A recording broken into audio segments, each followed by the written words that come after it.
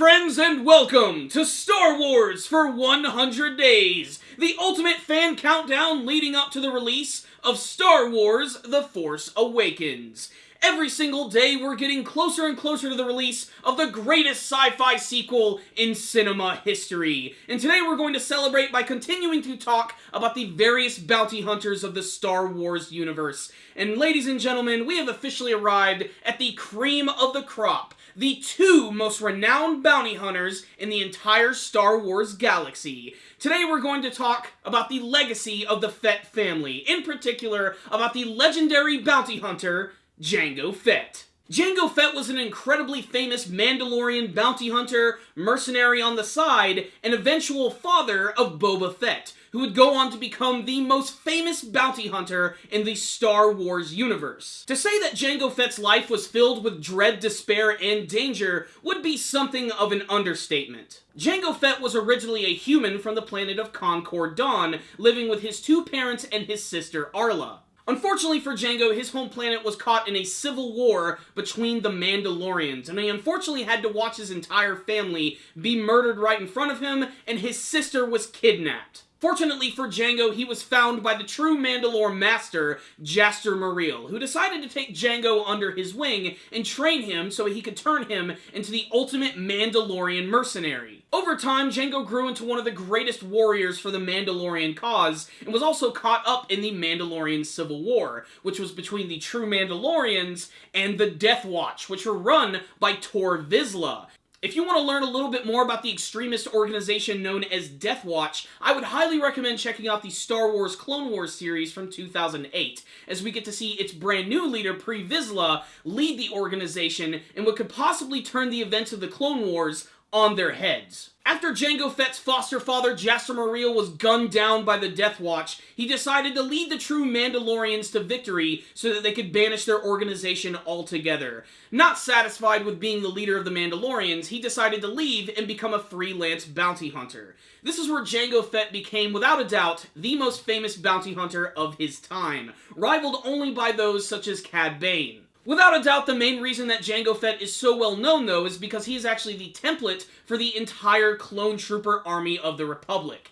Every single original clone was cloned directly from Jango Fett's cells, including his own son, Boba Fett. Unlike the other clones, however, Boba Fett was not modified and would actually grow at the rate of a normal human being. Jango being cloned and having a son gave him multiple opportunities to pass on his wisdom, as well as giving him a sort of pseudo-sense of immortality. Unfortunately for Jango, after teaming up with Count Dooku and having himself cloned, he actually ended up drawing himself into one of the biggest wars of the entire Star Wars galaxy, and it was only a matter of time before he would have to go toe-to-toe with some Jedi, and unfortunately, he did meet his end on the planet of Geonosis, where he was beheaded by Mace Windu, with his son Boba Fett watching the entire time. Thus was the end of one of the last greatest Mandalorians, but his legacy would certainly live on, and certainly be trumped by Boba Fett.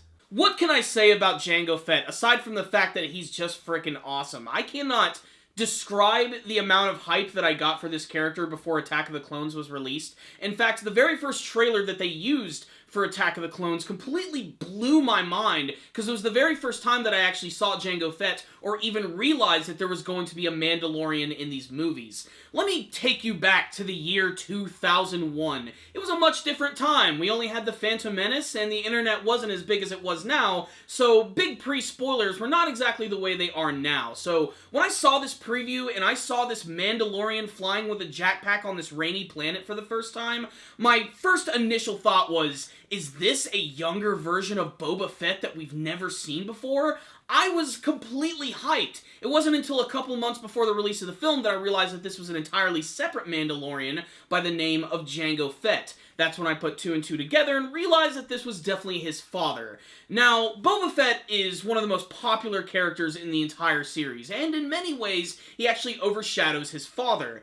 But Jango has one of the greatest expanded backstories in the entire series. Not only is Open Seasons, the comic book which explains everything about the battle with Death Watch and Jaster Mareel being killed, just absolutely amazing, but he's made multiple appearances in all the different Star Wars video games, in books, and frankly, he's just freaking awesome. Expertly played by Tamora Morrison, he also adds a lot of personality to his character, and he has just so many standout scenes from the series. Obviously, Attack of the Clones is where he shines because it's where he's formally introduced, and it's where he's killed, but in the game Star Wars Bounty Hunter, you actually get to take control of Jango Fett for the first time and go on one of his earlier missions, which is actually all about him becoming the template for the clone army. So if you wanted to learn a little bit more about him, that's definitely the way to do it. But if I had like a favorite Jango Fett scene from the series, it would probably be from Attack of the Clones when he's fighting Obi-Wan Kenobi. This scene to me is one of the best scenes of the entire movie and of the entire prequel trilogy for a number of reasons.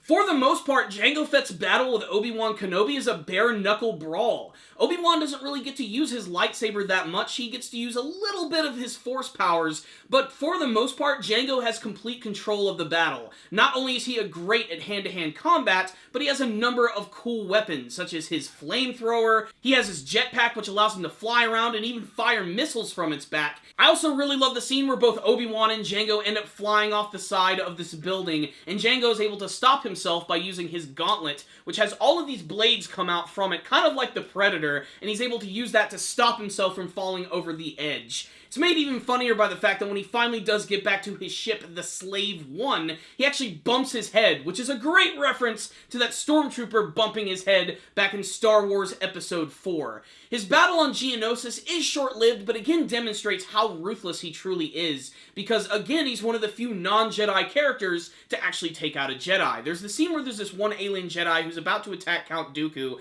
and then suddenly he's shot multiple times and falls over this ledge, and then we see Jango doing this amazing gun twirl, putting it right back into his holsters. Unfortunately, the battle with Mace Windu is incredibly short-lived, and I really felt that they could have done a lot more with the character here.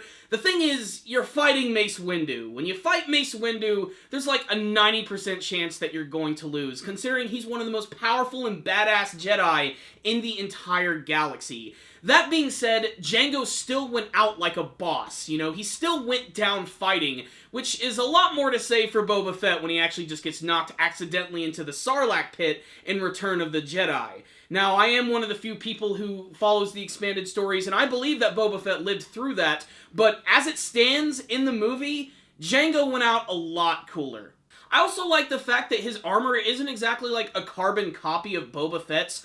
I always sort of assumed that Boba would take his father's armor and sort of repaint it so it would sort of match like his own color scheme, whereas Boba Fett is kind of like this green and orange mix, and Jango Fett is all silver and blue. He also has completely different weapons, where you have Boba Fett who has his very own distinctive blaster, and then you have Jango who has these two dual blasters, which are just so unique and awesome and make him seem like a Western gunslinger. Short-lived but not forgotten, Jango Fett is one of the coolest characters from the Star Wars universe, and if I had a top 10 list, he would probably make that there. However, that sounds like a discussion for another day. What I will say is Jango Fett is awesome. His legacy will continue to live on through the clone troopers and the few that actually survive and are working directly under Darth Vader himself, the 501st Legion.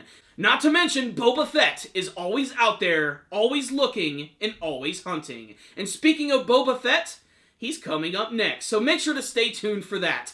I just wanted to talk a little bit about Jango Fett, a character that I really, really love and is one of my favorite characters from the prequel trilogies. And honestly, Jango Fett is kind of what made Attack of the Clones to me. Like, he's the reason why I really enjoy that movie, and he's barely in it at all, but it's really great fan service to those who are actually fans of Boba Fett who wanted to learn a little bit more about his past. We get to see the Slave One in action. That's so cool! The Slave One ship, one of the most distinctive ships of the entire series. Another reason to play the game Star Wars Bounty Hunter, because at the very beginning of that game, he actually has his very own personal starship, which is known as Jaster's Legacy. It's only about halfway through the games where unfortunately he loses this ship and has to get a brand new one, and that ends up being the Slave One. It's little moments like this that make Star Wars Bounty Hunter really entertaining and will give you a lot more insight into the character, and you'll just get to see him wiping the floor with all types of aliens and Dark Jedi. So check it out! Jango Fett is awesome. If he had survived, he probably would have been the best bounty hunter in the galaxy, if not for Cad Bane appearing, but his son will certainly carry on his legacy. So there it is, Jango Fett. But I want to hear from you guys. What do you think of the character of Jango Fett? Did you like him in the movies? Did you get a lot of hype from this character before the movie was released? What do you love most about this character? What do you not like about this character? And who is your favorite Star Wars bounty hunter? And make sure to tell me what you guys want to see from Star Wars The Force Awakens. Thank you guys for watching this video. Make sure to like it, share it with your friends, and subscribe to the channel. Thank you guys again for watching, and as always, may the Force be with you.